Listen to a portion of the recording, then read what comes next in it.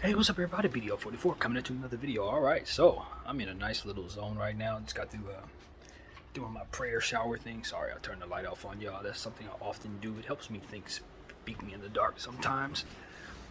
But nevertheless, it's a therapy session, so I'm sure you guys already know how I get down. It's nothing new. So, we're in a nice little zone right now, man. I've been in the shower, I'm pretty certain, for over an hour. Might have been the longest shower I've ever taken in my life. Maybe second longest shower ever taken in my life, something like that. But I was just in there praying, saying everything that could come to my mind. Man, I was in a very, very, very prophetic zone, just praying for all the different things. And one of the things that I had in my mind was just one of the things that the Lord allowed me to see that I hadn't seen in regards to myself, and that was the one thing that I had forgotten to pray for, or maybe two things that I had forgotten to pray for. One of them was that I would enjoy my life, but that's not nearly as important as what it is that I'm saying here. That He would teach me how to work. And what that means to me is not just the work ethic aspect of it, but I guess a better way of wording it would be put me in a place where I could be comfortable working, in a space where I would be comfortable working in a way that I would be, not the word comfortable is a trash word, fit for being there, because it can challenge me, you know what I mean? Challenge is something that's good for you. So comfortable is just a easy word to go to, but I don't think it's one that I should be looking for too much anymore. Comfort's what got me in this space, as we know. But I think what I've also learned is that I've been living in denial. Some of it has to do with my mental illness, I guess you can say, or what I call my anxiety. I think it's a cop-out when I say mental illness sometimes, because I haven't been diagnosed with anything. But you see it. Some type of anxiety, I don't know. Manic something, I don't know. But whatever the case, I struggle greatly, and it helps me kind of face certain real-world challenges. Having these anxieties, having to live in fear as much as I do, when I have to face these type of fears, it doesn't feel much different. I mean, you know what I mean? It's like, it's just the same old jittery fears. I think that's the thing. It was like the same jittery fear I felt when I was dealing with this court document situation is the same jittery fear that I was feeling when I'd look out the window and see if, every, tow truck that was coming by was coming to haul my car away. It was like the same, it's an anxiety anticipation fear. Now the next one is trying to see if the red notice is on my door every time I look out the door. It's like, is it there? Is it there? Is it there? Like, that type of stuff is just so unnecessary, It's like a real unnecessary flaw of my brain to anticipate things that I could do something about. You know what I mean? Like, you could just do certain things. And I think that's where it is. It's like, I came to the realization that, I was living in a comfort zone. I know that's no good, but to want to walk out of that comfort zone had not been there. And I tell myself I need psychological help, and that's definitely something that's part of it, but I also needed to just make some different decisions within myself that don't really have nothing to do with that. It has to do with what I'm willing to do for self and what I'm willing to allow myself to fall into, and why. Do I have a why? And a lot of stuff was just, no, it's not. It's childish protection of self, but it's like, when life comes, you got to be able to really help. I didn't have my car. I couldn't help my boys in regards to driving the U-Haul because I hadn't been used to driving. It's like, these are things that you want to be able to do when life hits. And if you're living the way I was living, like a kid, hiding from the world and doing my own thing because I didn't like what I saw, it really just becomes a situation where you can't put yourself in a position to help others when you need to. Now, I was doing things for the right reasons, and I had attached God to it, but I had done some things within it that I knew I shouldn't have did.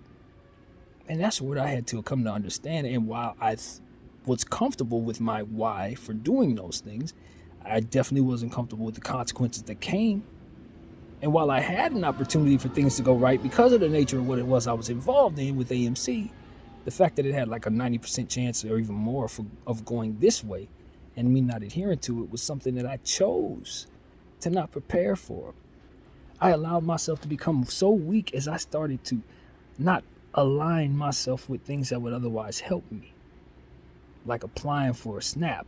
It took I'm not going to say 5 minutes, but it took about an hour in total to get that process taken care of today. As to where in the past, the fear that I had was the process that it took to get it done last time. It would take 3 months, 4 months, whatever it was. Remember the situation about not wanting to tell them about my shares? I didn't want to tell them about my AMC. I told them about it because I needed to. When you need to do certain things, you just do it anyway. It's just little things that I didn't do the right way. Without counsel. Didn't have you guys, because I didn't look at the comment section or whatever. I didn't have anybody tell me, yo, you're being stupid. You know? And it was because I needed to see it for myself. I needed to get to this point to be like, this is the next level of my maturity. I'm never going to be the same after this particular thing, because now I know that you could do a lot of things in Jesus' name, God's name, or whatever you're going to do. But if you're doing the wrong things around that, it's still going to bring you bad results. And then God's going to do what he has to do around you. So you're going to do whatever, you're going to have to deal with those consequences. And he's still going to be bringing blessings to the, to the circumstance.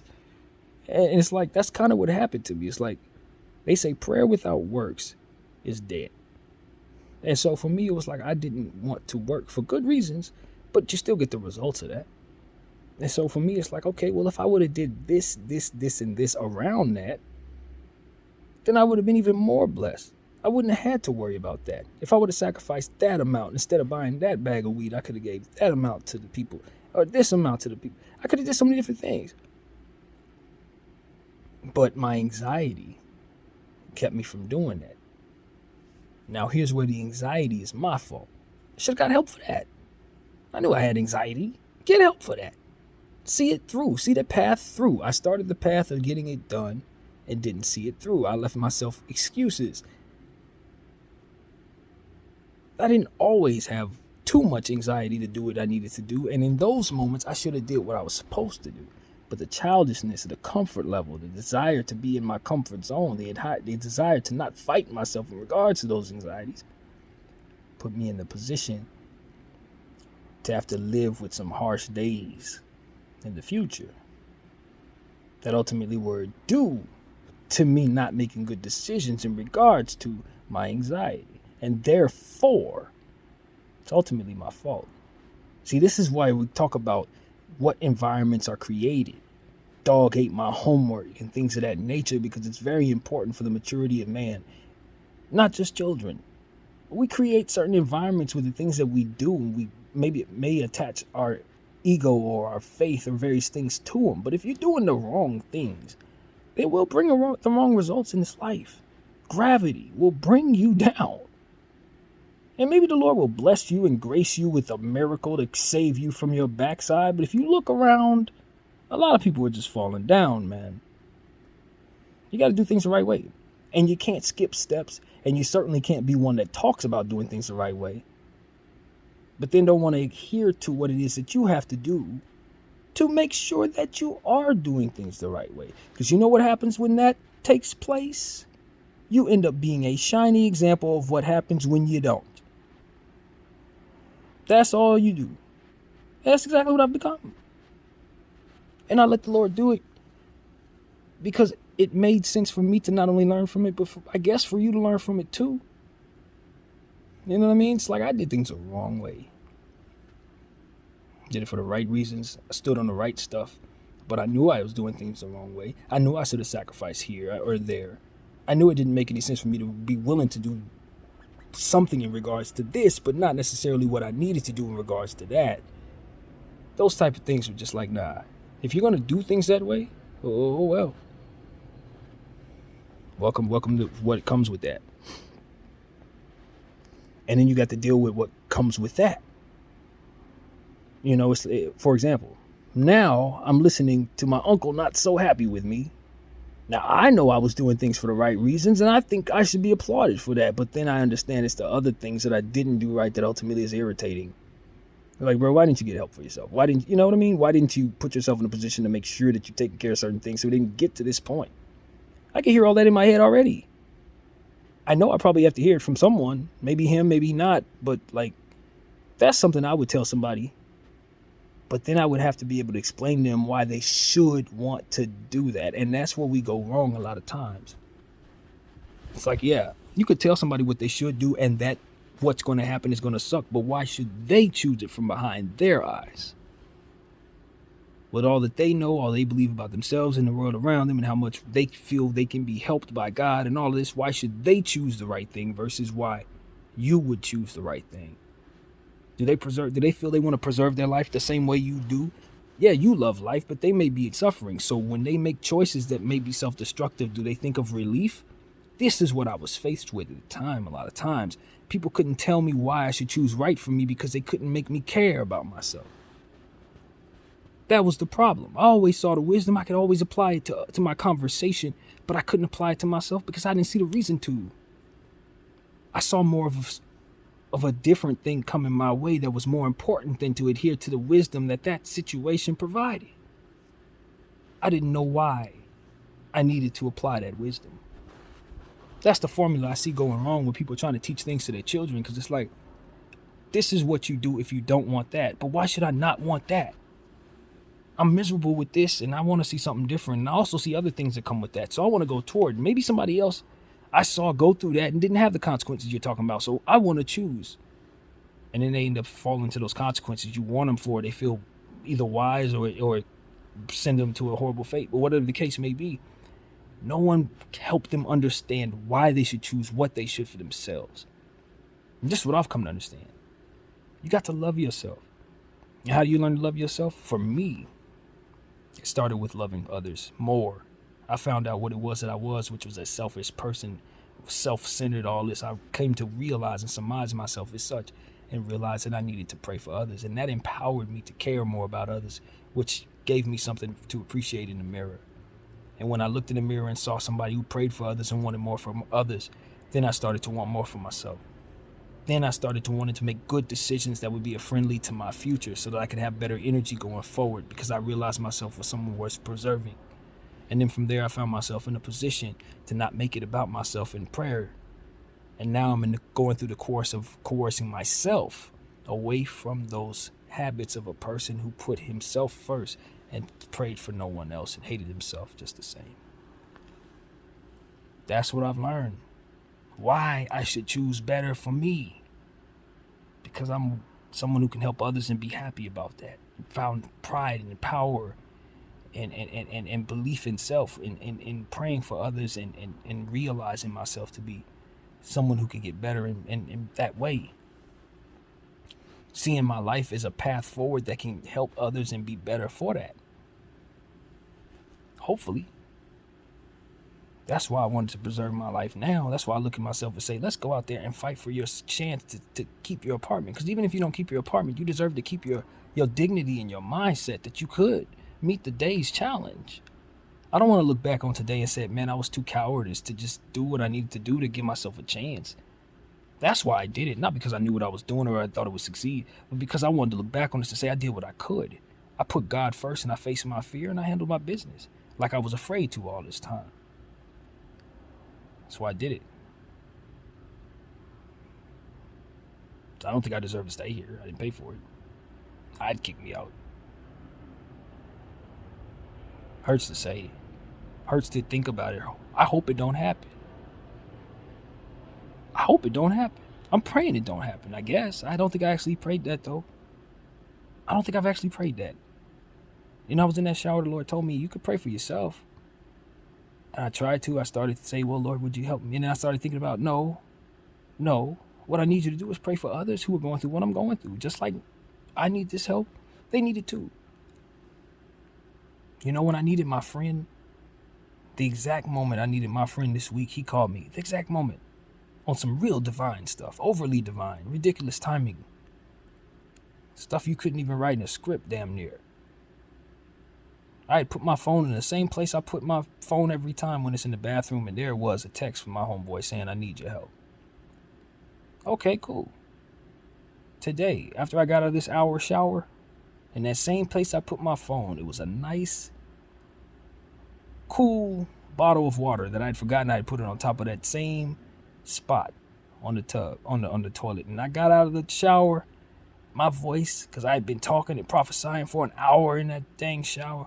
I was so thirsty. And I reached in that same spot where I found that phone and I found that bottled water. I drank the entire thing. It was the perfect amount, perfect coolness, perfect everything for the thirst that I had. Exactly what I needed at the exact time I needed, the exact amount I needed. That's what God's doing for me. When you start just giving your life to Him, He starts doing things that help you understand it. Even when you're going through the worst of things, you will have the strength to apply faith, and then from there you will see His timing. You'll see it if you're already in the practice of doing the things that you know come naturally to you when you submit to the Lord and then proceed to let Him build that unselfishness within you. That's what He's done for me.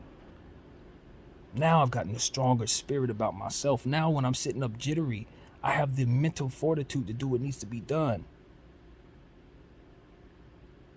You know, when time was running out today, they only give you an hour to work on the computer, and I wasn't halfway through what I needed to do through the hour, and it got down to like 5 minutes, and I asked one of the ladies to help me, and I knew I was running out of time. I was like, can you put another hour on there? She said, I already put that in. It's already there. And I looked down at the timer. It was. I was still anxious about something that was already done. The blessing had already come, and I was still fearful.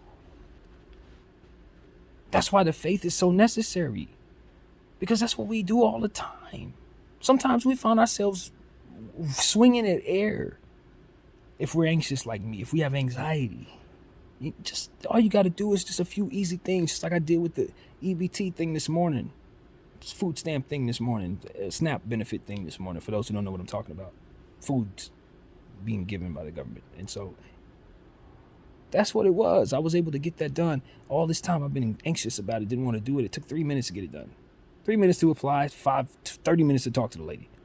All in a matter of an hour. Blessing was already done. I was sitting there worried about how I didn't want to give them my shared count. I didn't want to talk to them about it, and paying for my own groceries and when I couldn't, when I had no income, just because of anxiety. Just because I didn't get help for my anxiety. Bad decisions made under duress. Duress that I put myself under.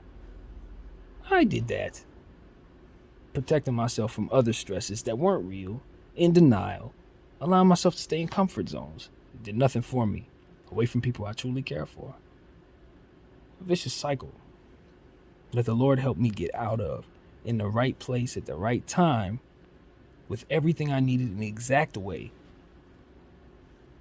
because I was pointed at Him and I was doing things for others. I was pointed at Him and I was willing to help my friend, so therefore my friend was there to help me in the form of me needing to be his help. That is powerful, man. Because that's exactly what helped me love myself, is being able to help others. The Lord knew that. He knew I needed to talk to my friend. He knew I was feeling prideful and didn't want to call. So He gave me the love that I have for myself, the anchor for the love that I have for myself, which is being a help to somebody else. This is what He gave me as a form of helping myself. I'm telling you so many different things that He's doing.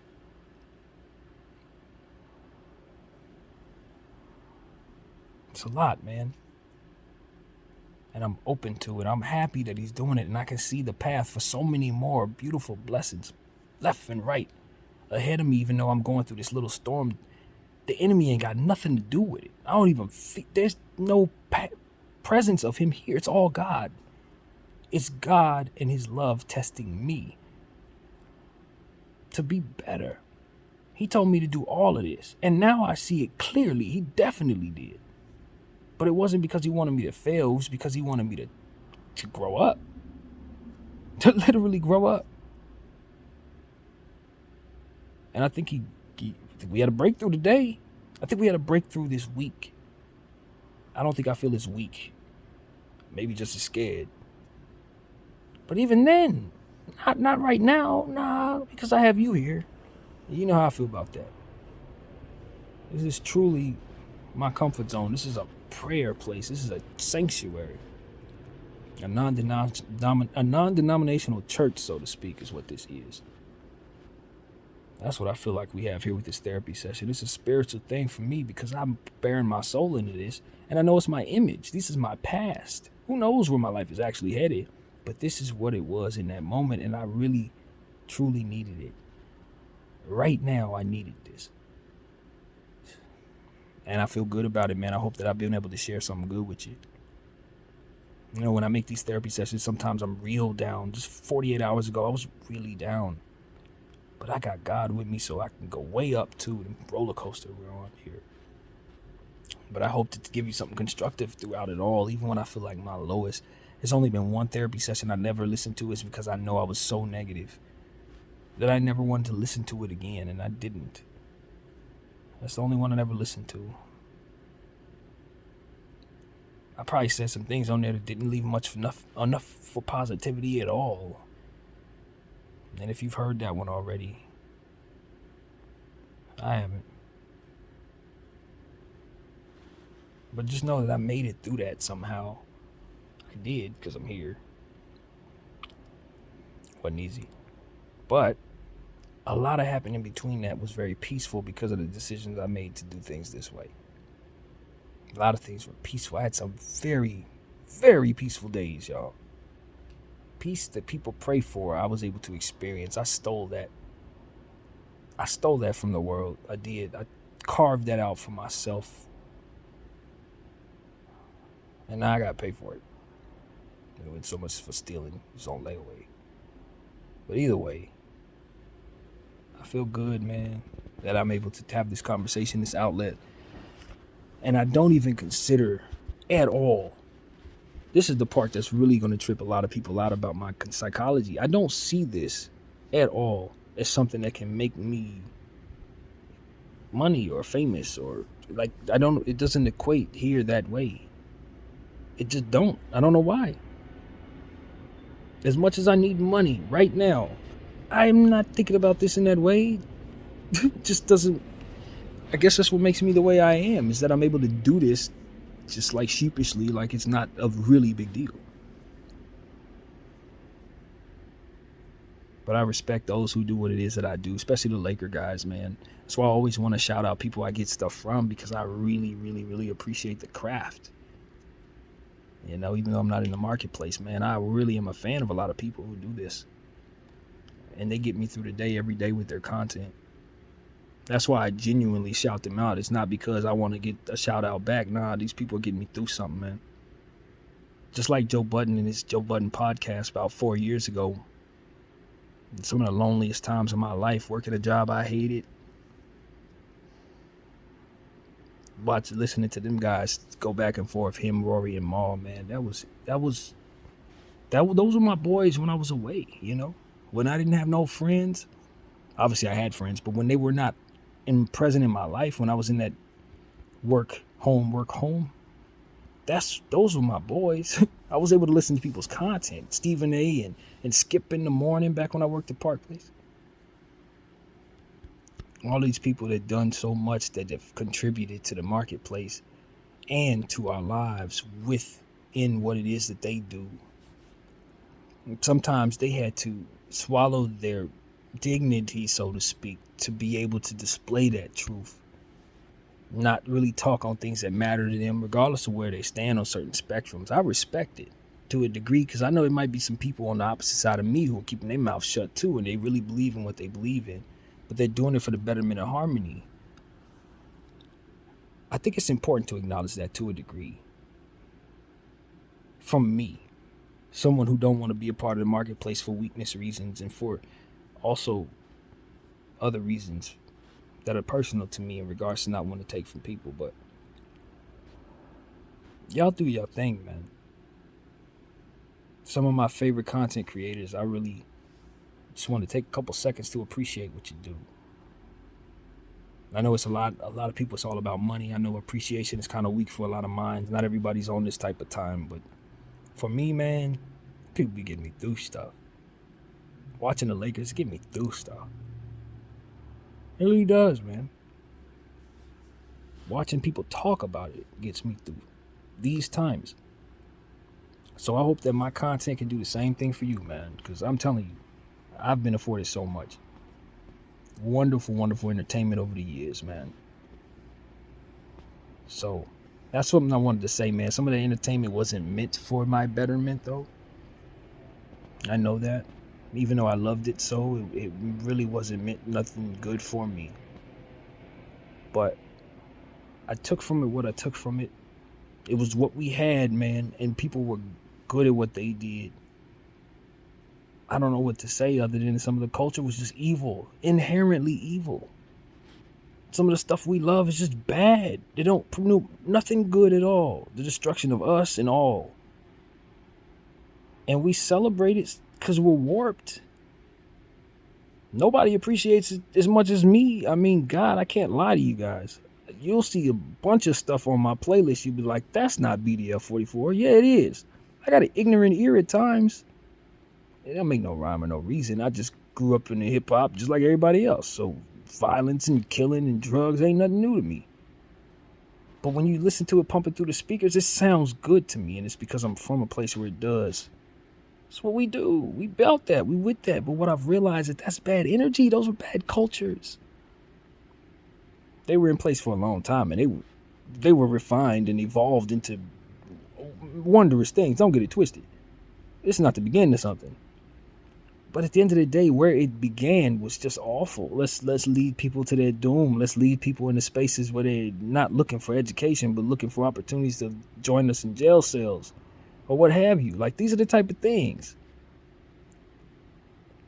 And I'm just looking around and I'm saying, but we've evolved to love it. It's like the N-word. It's like you turn it from what it was to what it is, and now we made something evil good. But did we when we still see the evolution of what it is, and it still turns into spin the block, turns into, kids overdosing on drugs, turns into women not necessarily having a love and peace for themselves the way that we want to see them, or believing that they're being loved or respected. These are the type of things, just like the image that's being put out, that we learn to love, doesn't coerce us into the love that we hope to receive. And I look back on my past as a young child, and I look at all the wonderful things that the culture provided me, and I look at positive thoughts and positive things and reinforcements that derive from it too.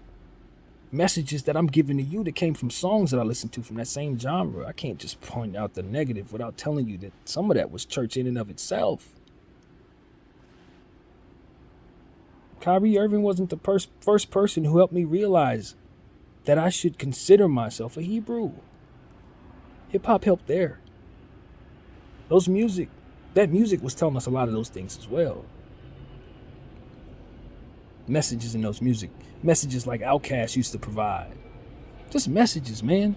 And so as I look around and I say, I derive from a lot of that content. A lot of what comes out of my spirit is taken from some of those people that were in some of those places, benefiting from stuff that was not really any good, but giving us stuff that I could take, try to turn it into good in my own way. So I try, man. I'm gonna try. I don't think there's anything wrong with appreciating the culture's past, but engaging in the demonic energy that destroys and deteriorates at our youth, I think we should put that behind us. We can keep the cadences, the rhythms, we can keep the slangs, we can keep our strength. But if it's not about survival, it doesn't make any sense. That's what I'm on. I'm not telling people to turn into angels and inherit something that's just not there in regards to their trauma and their pain. But what I am saying is, if you want to protect something, if you got it in your heart to protect something, you need to know what you coerce into happening. Like I did in my own little world, my little stuff. If y'all been listening to me, there are ways you can create more than necessary in regards to what you forced to do or forced to live with. There are choices you can make within your circumstances that can make it so that you don't do more damage than what you should be doing within what it is that you're doing. But maybe you can even not do any damage if you're thinking clearly and you move it right. It's a lot of people that are going to go nowhere with their lives, and this is not a message for them. But for those of us who are going to keep on going, Those of us who intend to start something after we finish playing around as children, we know we are children in our minds, but we also want to be men someday. We need to start thinking about what it takes to become that, even before we've matured that way. Because you can coerce yourself into realities while you're still like this that you ain't going to want to deal with when you finally overcome that. Take my life as a metaphor for everything that y'all do, because there ain't no reason for me to be going through any of this if I can't bring it back to you. That's what it's about. I'm trying to help somebody, and I don't think the Lord gave me all of this just to go through it and suffer and then become worse. Heck no, my voice is here. We're going to go through this together. And in doing so, we're going to learn all the lessons I messed up on. We're going to see me make the mistakes along the way if you watch some old tapes too. I was really in them spaces. I meant well, I still do. All that stuff I was saying about the things I was standing on, it was real. I could have just did it a little differently. And that's cool. And that's what I'm trying to help you understand. I didn't do it a little differently because I needed to understand that I needed to by way of these consequences. But you don't. You learn that lesson through me. You learn that lesson right here and now. Now, some stuff, you don't do it that way. You do it for God? Yes, do it right then. If you're doing it for God, do it correct. Challenge yourself to do the hard work to make it its best. Because if you're not doing it for Him in the best way, then you're not doing it for Him at all. And that's where I went wrong. I wasn't doing it the best way. I wasn't cutting every corner. I was allowing myself to dance in whatever little folly I wanted to do while doing it in Jesus' name and adhering to my pain and all these different things that I gave myself an excuse for not doing the right things. Nope. Still got to do the right things. Especially if you're going to do it in God's name. You got to hold yourself accountable. Don't be weak. That's where I went wrong. But praise God, man. I feel good now because I get that now.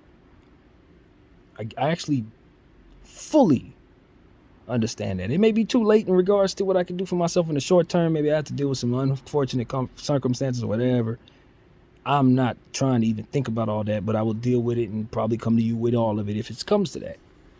Or the blessings, whatever comes, I'm welcome to blessings in Jesus' name. But at the end of the day, the lesson was the most important thing for me to learn. The path through this, how it goes, the next couple of days, next couple of years, months, whatever it takes to pull myself out of this hole is not nearly as valuable as learning how to never do this again. Learning how to choose to make the wise choice from within myself, for me. My name is BDF 44. I thank you all for watching.